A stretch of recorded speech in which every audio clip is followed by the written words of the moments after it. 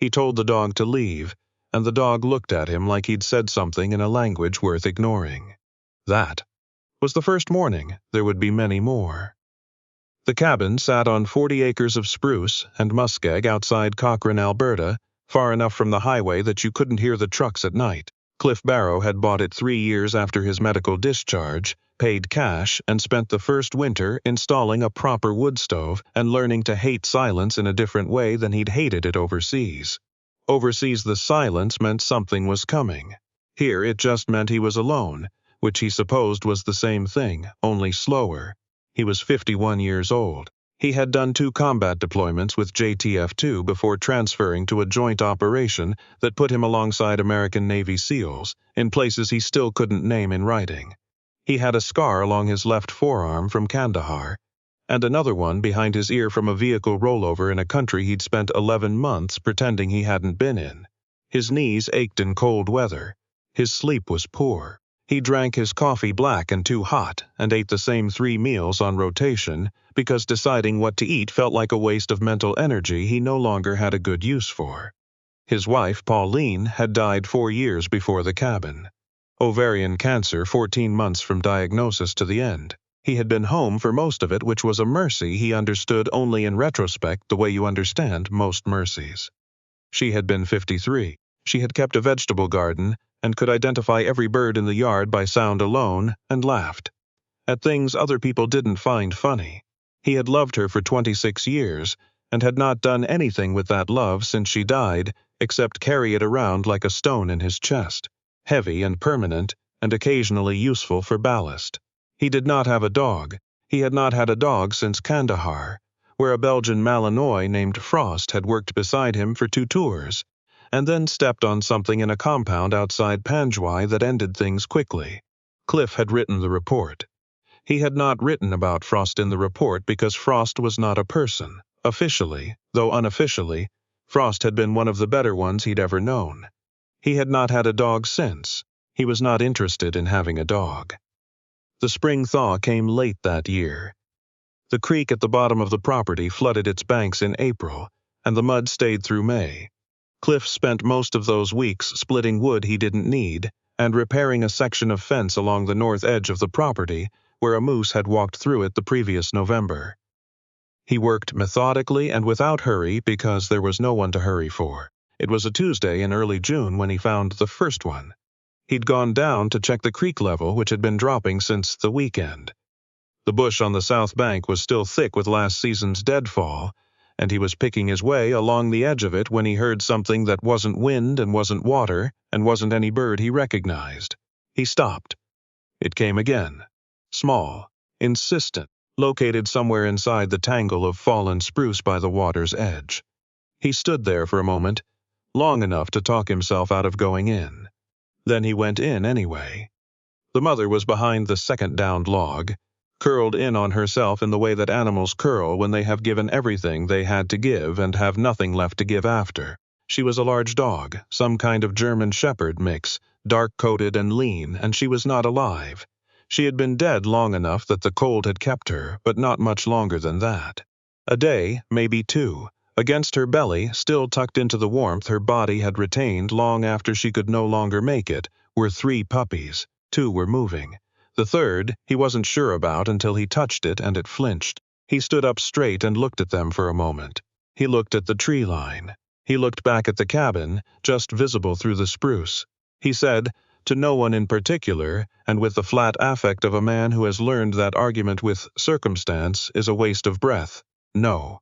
He took off his work jacket. He wrapped all 3 of them in it. He carried them back to the cabin. He did not name them that day. He put them in the laundry basket near the wood stove, with an old flannel shirt underneath them, and went into town for puppy formula and a bottle, and came back and spent the evening feeding them one at a time, which took longer than he expected, and was more complicated than it looked in the video he'd watched on his phone in the parking lot of the farm supply store. The smallest one, a female with dark fur, and no white on her anywhere, took the bottle badly and most of the formula ended up on his sleeve. He wiped it off without comment. He did not name them because naming them would mean keeping them. He was not keeping them. He would get them healthy enough to be placed, find a rescue organization or a farm family who wanted working dogs, and that would be that. This was not a complicated plan. It required only that he not become attached, which was something he was quite good at. The second morning he found the largest pup, a male, tan and black, with the wide paws of something that was going to be considerably bigger than was convenient, sitting directly on his boots, which he'd left by the door, not chewing them, just sitting on them with the calm certainty of someone who had assessed the available real estate and made a decision. "Off," Cliff said. The pup looked at him. "Those are my boots." The pup looked at his boots, then back at Cliff, as though confirming that yes, he was aware of whose boots they were, and that this was in fact the point. Cliff moved him gently, set him back in the basket, and went to make coffee. When he turned around, the pup was sitting on his boots again. He did not name him that day either. By the end of the first week, he knew their personalities the way you know a landscape you've walked through every day. Not because you studied it, but because it has simply made itself known to you. The tan male was bold and loud about it. He figured things out by throwing himself at them. He had learned to climb out of the laundry basket by the fourth day and had celebrated by systematically knocking everything off the lowest shelf in the kitchen while Cliff was outside. He had a look about him when caught in the middle of something he shouldn't be doing that was not quite guilt, and not quite defiance, but somewhere in between. A look that said he understood consequences intellectually, but found them mostly theoretical. The dark female, the smallest one, the one who'd taken the bottle badly, was different. She was quiet in a way that wasn't timid. She watched things. When the others slept, she'd be awake, tracking the movement of firelight on the ceiling or watching the door as though she was keeping a kind of vigil. She figured things out slowly and then knew them permanently. She had learned to unlatch the bathroom door by the second week, which Cliff discovered when he found her sitting in the bathroom sink, apparently satisfied. The third one was a female also, lighter-coated than her siblings, with a crescent of white fur across her chest. She was the peacekeeper. When the bold one started something, she'd insert herself in the middle of it until it wound down. She slept pressed against whichever sibling seemed most restless. When Cliff came back from his walk one morning after being gone longer than usual, she was the one who had been waiting just inside the door, and the look on her face when he came in was not accusation but relief, which was somehow worse. He still had not named them. He called the first one you, or sometimes the big one. The small dark one he'd started referring to, internally and occasionally out loud when he forgot himself, as the one who watches. The third one he'd taken to calling her, with a slight additional weight that did not mean anything, and also meant everything. His neighbor, a woman named Flossie Marek, who ran cattle on the section to the east and had a habit of appearing at inconvenient moments with inconvenient observations, came by at the end of the second week and found him in the yard with all three of them loose around his feet. She leaned on the fence and looked at the scene for a while before she said anything. "Those are nice dogs," she said finally. "I'm placing them," Cliff said. "I've got calls in." "Uh-huh," Flossie said. "I don't have a dog situation. Those look like dogs to me, temporarily." "They don't have names." Flossie looked at the small dark one, who was sitting precisely 2 inches from Cliff's left boot, watching the middle distance with the focused attention of a sentry. "That one's got a name," she said. "She doesn't. She's got a name and she knows it and she's waiting for you to figure it out." Cliff did not say anything to this. Flossie left shortly after. He stood in the yard a little longer, looking at nothing in particular, and the small dark one stayed where she was, watching something past the fence line that he couldn't see. He did not sleep well on the fourth night. This was not unusual. His sleep had been poor for years, a fact he had made a kind of uneasy peace with. He had strategies. He did not look at his phone after 9. He kept the cabin cold. He had a glass of water on the nightstand, and sometimes that helped, and sometimes it didn't. What was unusual about the fourth night was the specific shape the wakefulness took. He lay in the dark and thought about Frost, not the way he usually thought about Frost, which was in flashes. The dog's gait on patrol, the particular angle of his ears when he was working through a scent, the weight of him pressed against Cliff's leg during the long waits that were the other half of that kind of work.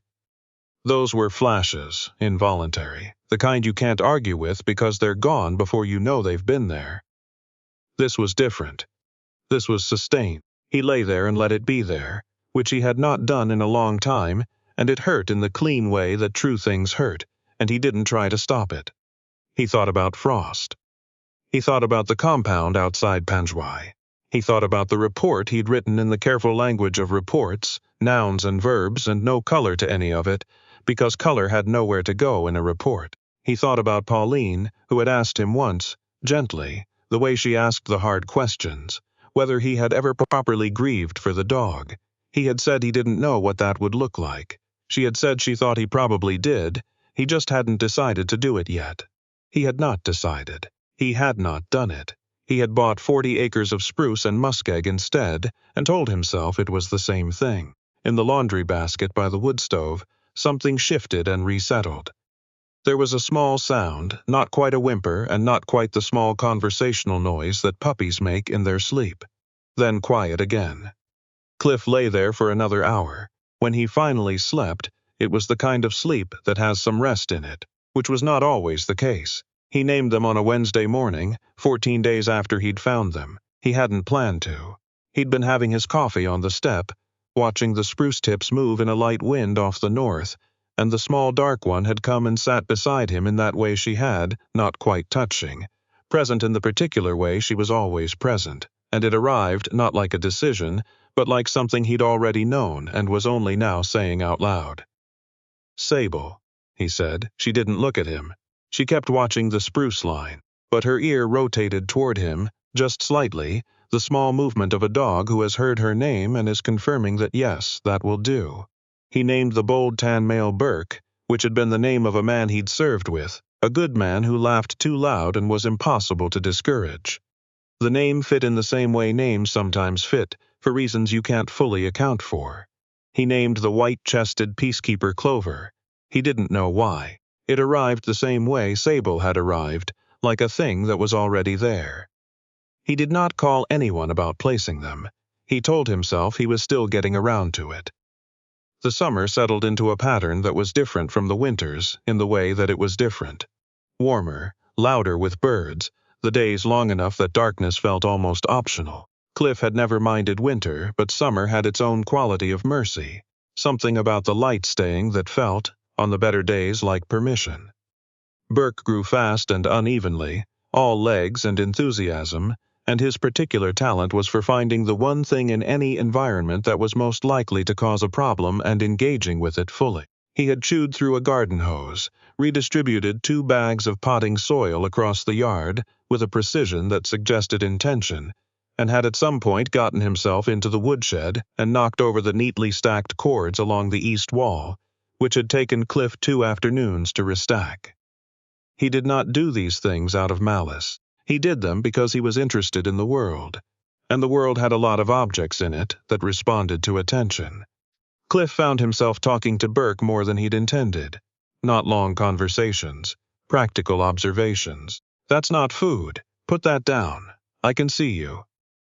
Occasionally, when the day had been a good one and the evening was coming in slow and golden the way Alberta evenings come in, he found himself saying things that weren't instructions. Things like, "She planted beans along that fence in Cochrane. Never grew well in the shadow. She always tried them anyway." Burke would look up from whatever he was doing and look at Cliff with an expression of complete and non-judgmental attention, and Cliff would stop talking and then sometimes continue. Sable watched all of this. She watched everything. She had developed a habit of positioning herself at the highest available point whenever they were outside, a boulder near the east fence, the woodshed steps, a raised root at the tree line, and surveying. Cliff had started thinking of it as her work, the same way he'd thought of Frost's work, the focused attention that wasn't anxious but was vigilant, which is a different thing entirely. He did not say this out loud to anyone. He thought it. Clover spent most of her time doing something that looked like nothing but was clearly something. She'd move between Burke and Sable and Cliff in a slow rotation, checking each one, then settling somewhere in the middle where she could touch at least 2 of them at once. If Burke got himself too worked up over a ground squirrel at the fence, She'd trot over and bump him with her shoulder until he settled. If Sable had been at her post for too long, Clover would go and sit beside her, not asking anything, just being there. She did the same thing with Cliff. She had a sense, which he could not explain and had stopped trying to, for when he needed it. The hard morning came in August. He'd found Pauline's garden journal in a box he'd been putting off going through. It was a small notebook, spiral-bound, the kind from a dollar store, and she'd kept it for years. Planting dates, what had worked, what hadn't, little notes to herself in the margins in her handwriting, which he hadn't seen in 4 years and which hit him somewhere behind the sternum with a force that had nothing to do with the size of the thing. He sat at the kitchen table with it for a while and did not open it. Sable came and put her chin on his knee. She didn't do anything else. She didn't nudge him or paw at him or make any sound at all. She put her chin on his knee and she was there, which is the thing that dogs know how to do that humans mostly have to work at. He opened the journal. It was ordinary. That was the hard part. It was not a letter to him or a set of last wishes or the kind of document that belonged in a film. It was a woman's notes to herself about her garden, written over 12 years, and it was full of her. Her handwriting, her specific humor in the margins, her habit of crossing out words and writing better ones above them, her note beside a failed attempt at heritage tomatoes that said simply, "Next year, try less optimism and more sun." There was a page near the middle where she'd pressed a small flower, something pale purple, and he didn't know what kind it was and he would never know, and that was fine. It was fine. He sat there for a long time. Sable didn't move. Burke came in from wherever he'd been and lay down near the door without being asked, as though he'd received some signal Cliff hadn't sent. Clover put herself against Cliff's feet. He didn't cry. He'd cried before, in the first year, and it had not provided the relief that people suggested it would. What happened instead was different, quieter. Something that had been held at a particular angle for a long time was allowed to shift, just slightly. It didn't go away, he didn't want it to. It just settled differently, and that was enough. He closed the journal carefully. He held it for a moment. "All right," he said, to no one and everyone in the room. "All right."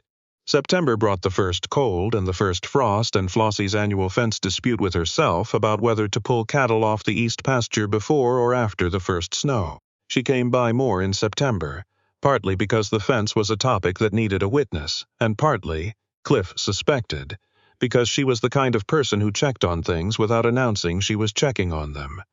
She sat on the step with a coffee mug Cliff had given her because she kept forgetting hers and watched the 3 dogs working the yard. "You named them," she said. "Months ago." "I know."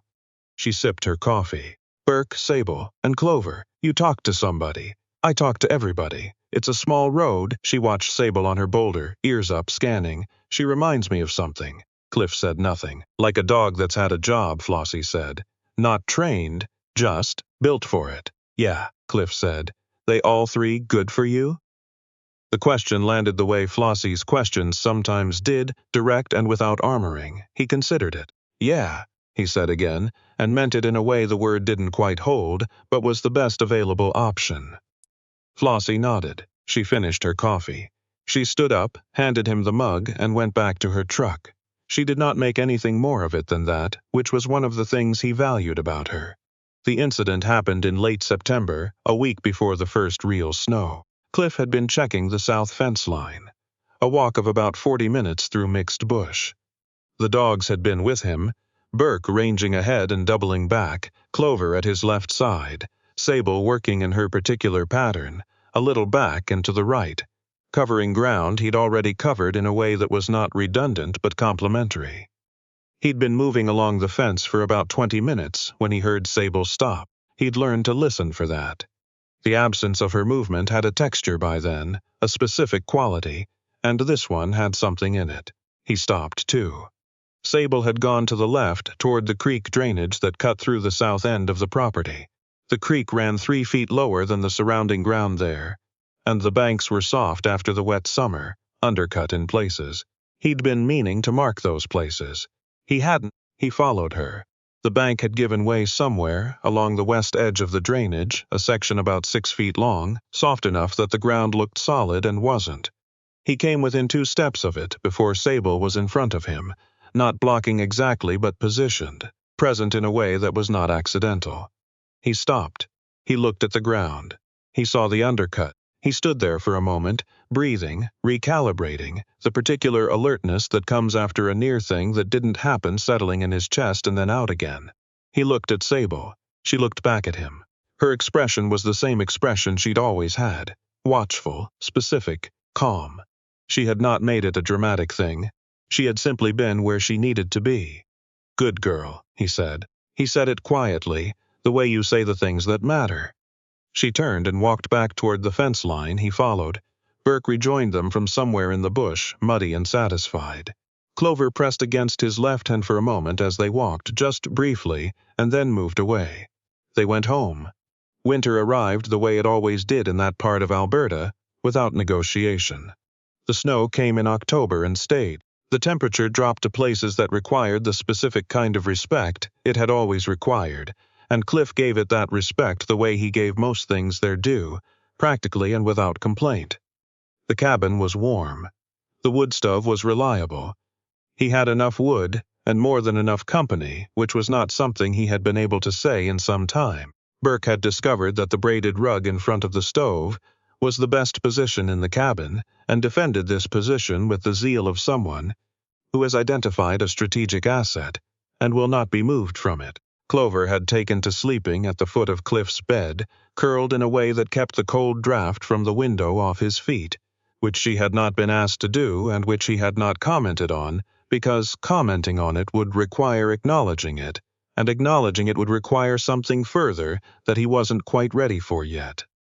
Sable slept across the doorway. He'd noticed it the second week of winter, not in front of the door, not blocking it, but across it, parallel to the threshold, alert even in sleep, in the way that some dogs are alert even in sleep.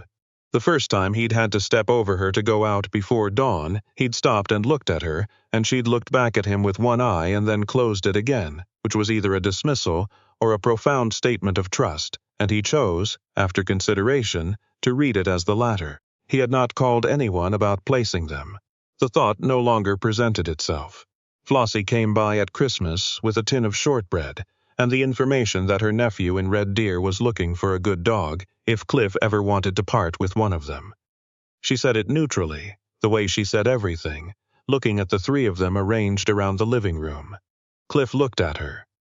"No," he said. She nodded slowly, as though this answer had confirmed something she'd been carrying for a while. "Didn't think so," she said, and gave him the shortbread. He put it on the counter. Burke had his eyes on it immediately. Clover was watching Burke watch it. Sable was watching the window, where the snow had begun again. Cliff stood in his kitchen on a cold Christmas Eve in Alberta with 3 dogs and a tin of shortbread, and a journal in a drawer that he took out sometimes now. Not because it hurt less than it had in August, but because hurt and love were less separable than people like to say, and he had made some kind of peace with that. The kind of peace that isn't an ending, but is at least a place to stand. Burke looked at the shortbread. He looked at Cliff. He placed one large paw on the counter's edge in the manner of a formal inquiry. "No," Cliff said. Burke lowered his paw. He looked at Clover. She looked back at him with an expression of sisterly neutrality. He sighed with his whole body, the sigh of a creature who has encountered a closed door and has decided for now to respect it. Sable turned from the window. She looked at all of them, Burke, Clover, Cliff, and then looked back at the snow, and her ears dropped slightly from their post, the small, specific relaxation of a dog who has checked everything and found it in order. Outside, the snow came down. The wood stove ticked and held its heat. The cabin was full of breathing. Cliff poured himself a coffee, sat down in his chair, and was, in the way that matters most and takes the longest to find, not alone.